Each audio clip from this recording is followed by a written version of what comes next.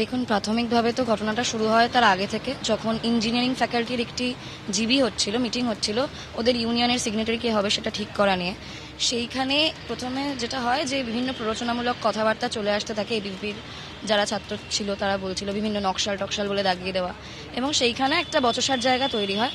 তারপর এবিভিপির একজন গবেষক নিখিল দাস, যে ওই যে ছাত্র নয়, ফলে ছাত্রদের জীবিতে তার থাকার কথা নয়, কিন্তু সে আসে এবং গায়ে হাত তোলে। পরে নাকি সেও অসুস্থ হয়ে আহত হয়ে হাসপাতালে ভর্তি হয়, এবং তারপর বিজেপির প্রচুর বহিরাগত লোকজন ক্যাম্পাসে প্রবেশ করে আর মারামারি শুরু হয়ে যায়। তারপর আমরা আসি, মানে আমি আসি, এবং তখন হাসপাতালের দিকে যাওয়া হয় যারা আমাদের ছাত্রছাত্রী যারা অসুস্থ হয়েছিল, আহত হয়েছিল তাদেরকে নিয়ে। প্রথমে আমরা শুনেছিলাম ছাত্রছাত্রী, পরে আমরা দেখলাম যে কাউকেই আমরা তাদের মধ্যে চিনি না, এবং তাদের মধ্যে অনেকে যারা অনেক বয়স্ক, মানে তারা ক্যাম্পাসের কেউ নয়, তারা আসছে আমাদের অরবিন্দতে আমরা বসেছিলাম, তারা আসছে। তখন আমরা সঙ্গে সঙ্গে অরবিন্দর ভেতরে ঢুকে যাই এবং তালা লাগিয়ে দেয় গার্ডরা, এবং তখন ওরা আসে এবং আগুন জ্বালায়। প্রথমে বিভিন্ন পতাকায় আগুন জ্বালায়, এমনি আগুন জ্বালায়। পতাকা থেকে যে ডান্ডা পতাকার, সেটা খুলে আমাদের দিকে ছুটতে থাকে, এবং আগুনের ফুলকি ছুটতে থাকে, জল ছুটতে থাকে। আমরা উপাচার্যকে ফোন করি, অন্য কর্তৃপক্ষকে ফোন করি, অধ্যাপকদের বলি যে একটু কথা বলতে তাদের সঙ্গে। কোনো রকম কর্তৃপক্ষ, এই এত কিছু হচ্ছিল ইউনিভার্সিটির ভিতরে, কর্তৃপক্ষ থেকে কোনো রকম পরিস্থিতি সামাল দেওয়ার মতো কিচ্ছু করা হয় না। এক প্রত্যক্ষদর্শীর বক্তব্য আপনারা শুনলেন গতকাল রাত্রের ঘটনা নিয়ে। তিনি সেই সময় অরবিন্দ ভবনের ভেতরে উপস্থিত ছিলেন। সরাসরি এবার আপনাদের নিয়ে যাই গোল পার্কে। আমাদের প্রতিনিধি সুকান্ত মুখোপাধ্যায় রয়েছেন, যেখানে ইতিমধ্যেই এবিভিপির কর্মী সমর্থকরা জড়ো হতে শুরু করেছেন। সুকান্ত, প্রত্যক্ষদর্শী বলছেন যে গতকাল একেবারে এবিভিপির কর্মী সমর্থকরা এবং সঙ্গে একেবারে বহিরাগত তারাও নাকি ঢুকেছিল কলেজ ক্যাম্পাসে। এরা কারা? আজকে এবিভিপি তারা কখন রওনা দেবে? মিছিল কখন শুরু হবে?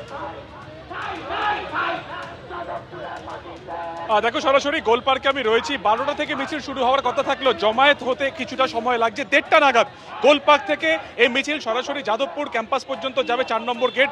যদিও যেটা জানা যাচ্ছে পুলিশ সূত্রে যে তাদেরকে যাদবপুর থানা পর্যন্তই যাওয়ার পারমিশন দেওয়া হবে, তাই সেখানে ব্যারিকেড করে দেওয়া হবে, কাউকে ইউনিভার্সিটির আশপাশ পর্যন্ত যেতে দেওয়া হবে না। তুমি দেখতে পাচ্ছ এখানে লেখা রয়েছে, যে কালো ব্যানারের উপরে সাদা রং দিয়ে লেখা আছে যাদবপুর বিশ্ববিদ্যালয় অভিযান, অর্থাৎ বিশ্ববিদ্যালয় চলো অভিযান। গতকাল রাত্রির থেকে যে অশান্তি সূত্রপাত, এবং তারপরে দফায় দফায় একে অপরের বিরুদ্ধে অভিযোগ, দফায় দফায় অশান্তি, এবং শেষমেশ ক্যাম্পাসে এবিভিপির তরফে যে এসএফআইর অভিযোগ যে এবিভিপির যারা সদস্যরা রয়েছেন তারা অরবিন্দ ভবনে ভাঙচুর করার চেষ্টা করেন, সেখানে অগ্নিসংযোগ করেন, এবং তার মধ্যে বহিরাগতরাও ছিল। যদি এবিভিপির তরফে তারা পরিষ্কার জানিয়ে দিচ্ছেন, ওয়ার্কিং কমিটির যিনি মেম্বার রয়েছেন শুভব্রত অধিকারী, যে গতকাল এবিভিপির তরফে কেউ ছিল না সেখানে। এবং তোমাকে দেখতে পাচ্ছ এই মুহূর্তে যে বিশাল সংখ্যক জমায়েত এখানে হয়েছে। আর কিছুক্ষণের মধ্যে এই মিছিল সরাসরি কিন্তু যাদবপুরের 4 নম্বর গেট পর্যন্ত যাবে। আমরা একবার ওয়ার্কিং কমিটির মেম্বার শুভব্রতর সাথে কথা বলবো। সুব্রত, একটা তোমার সাথে এর আগে কথা হচ্ছিল, প্রত্যক্ষদর্শী বলেছে যে গতকাল ক্যাম্পাসে বহিরাগত, তার সঙ্গে এবিভিপি সদস্যদেরকে দেখা গেছে যাদের হাতে পতাকা ছিল এবিভিপি ধরে, এবং তুমিও কালকে বারবার বলছিলে সার্জিক্যাল স্ট্রাইকের কথা। কালকে এবিভিপি ছিল। সার্জিক্যাল স্ট্রাইক 2 বছর ধরে হচ্ছে, যাদবপুরে হচ্ছে বলে, রামনবমী হচ্ছে, সরস্বতী পুজো হচ্ছে। আমাদের একটাই বক্তব্য, পশ্চিমবঙ্গে প্রায় 550 ক্যাম্পাস, শুধু যাদবপুরেই কেন মারপিট হয় আর এই ধরনের ঘটনা ঘটে? দিমাগি নকশাল, অতি বাম, তারা যাদবপুরকে এইরকম একটা অস্থির পরিবেশের সৃষ্টি করেছে, এরকম একটা উশৃঙ্খলার জায়গায় নিয়ে গেছে।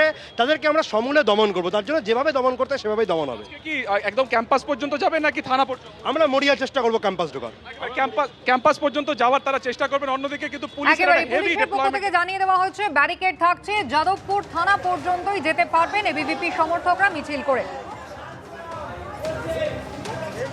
এবিপি আনন্দ, এগিয়ে থাকে, এগিয়ে রাখে।